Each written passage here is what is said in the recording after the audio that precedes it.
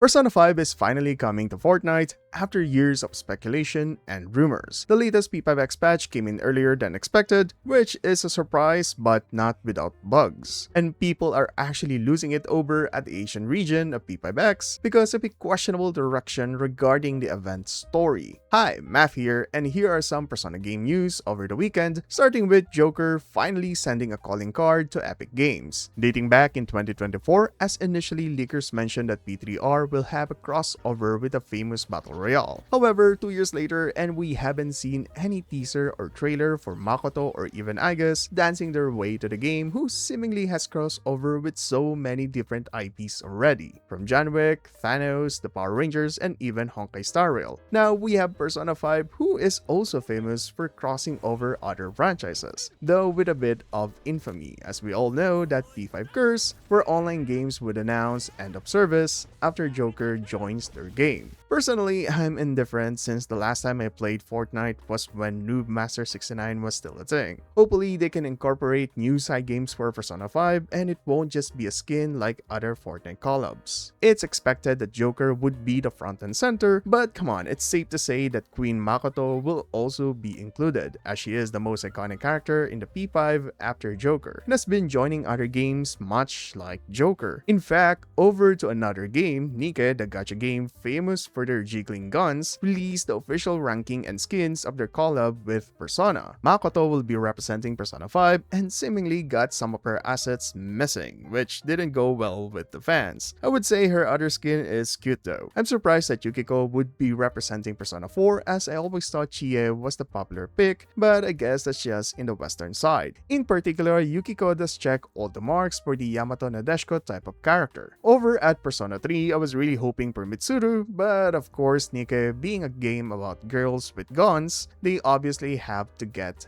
Aegis. Unfortunately, she's only an SR unit, which is a shame considering how powerful Aegis is in the game, especially given that she is a wildcard user like other Persona protagonists. I guess Ship Up doesn't see Aegis as marketable unlike Makoto and Yukiko. Personally, I actually don't play Nikke, but if you're interested in installing the game just to check the collab, at least it's free to play and you might be able to pull them just by playing through the story. I tried playing this once and the only thing I remember is that Anis is the best girl. Moving on to other Persona related stories, the latest P5X patch came in 2 hours earlier before the announced end time for the maintenance, which is a surprise to many since every P5X patch has been super late. Given that the patch was only 250 to 300 MB on mobile and PC, it's safe to say that the assets have been in the game files since the summer patch. However, there are some visual bugs here, like the missing pull count in the standard banner. This does not mean that your prior pulls are gone, nor does it mean that they erase the PT. It's simply a visual bug, and to be honest, P5X have been notorious for these types of performance issues. Blackwing Studios QA isn't really their biggest asset, and that's another reason why fans have been expressing their disappointment over at the Asian region, but more on that later. With this new patch for P5X, we're finally going to see the second phase of Chapter 4, which has been long overdue. The first phase was released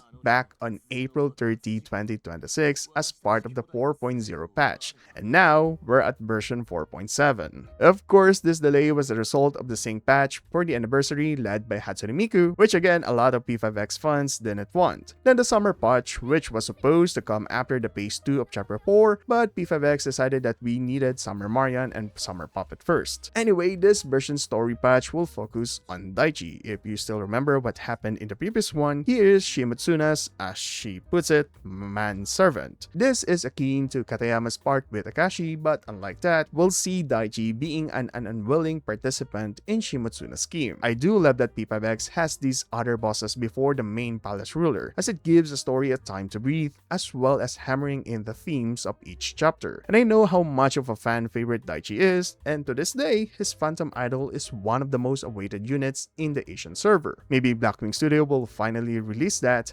after all the collabs. Speaking of amazingly designed units, Berry is also finally here at P5X Global. The queen of girl failures that reminds me of Misa from Death Note while having the obsession of Marin from My Dress Up Darling but spiraling down like Bocchi from Bocchi the Rock. Yep, that's how I can perfectly describe Ichigo. Her design alone screams must pull, and as the first single DPS of the Curse element, and also being the best character to pair with the overpowered Nabi Miku, there's no reason for you to skip her this patch. Building Berry is quite easy, focusing on crit mult and attack like any other DPS in the game. Berry would need Perseverance and the Sorrow Revelation cards, and make sure to get an attack on the Moon card, crit mult on the Star, and attack for the Sky. Maximize all of her persona skills, especially the third one. Her usual rotation is skill 1, then highlight, following up with the second skill, then spamming the third skill. However, other players take advantage of her DOT using her second skill first, then activating her first skill, highlight, and then spamming the third skill. Berry works best with Cord as she needs to use highlights as much as possible, with Marian being a second choice for support for increasing the DOT.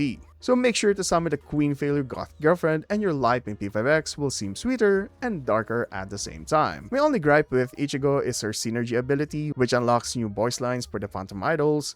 While cool in concept, you wouldn't really appreciate this given that it's not translated yet, even after 4.7 patch. Hopefully Blackwing Studio gets in on that, but I doubt it'll be soon, given the recent criticism they're getting over their management of P5X. As the Asian server is once again suffering from the quite uneventful patch. They've recently survived P5FES that featured the dancing all-night version of Joker and the rest of the Phantom Thieves. While the design, skill sets, and presentation of the characters are amazing to look at, the actual event story felt lazy, as it was only presented in the visual novel style. While it wasn't alarming at the time since all the dancing games had the same story presentation, fans are now more worried than before as even the summer event patch is also presented in the VN style. To top it off, the event story isn't voiced. So is this P5X going closer to the end of service, and are they just trying now to save money? It would have been acceptable if that were the case. However, recent reports suggested otherwise, as Sega, Atlus, and even Perfect World are happy with P5X's revenue, citing growth and even exceeding their expectations, now that they're thinking of expanding P5X even more. Surprisingly, they even talk about making an offline version of P5X, which is yes, please do that, and an anime adaptation, which is fine if it's like P4's adaptation. Anyway, if P5X isn't in the red, then why are they making this kind of content that will be seen as lazy? While Blackwing Studio, if the rumors are correct, are focusing their manpower on another game. As a gaming studio, P5X is actually their first title. And with the overwhelming success of the game, they're now venturing into making their own series not related to any other existing IPs. There's also the case for Perfect World that oversees Blackwing Studio and the Asian server of P5X. Their focus right now is Neverness to Everness or NTE, and making sure that the global audience won't fail, similar to what happened with the Tower of Fantasy. While it's worrisome that they're sidelining P5X for other projects, I mean, that's just how business works. But it would have been better if they planned ahead and not let this type of content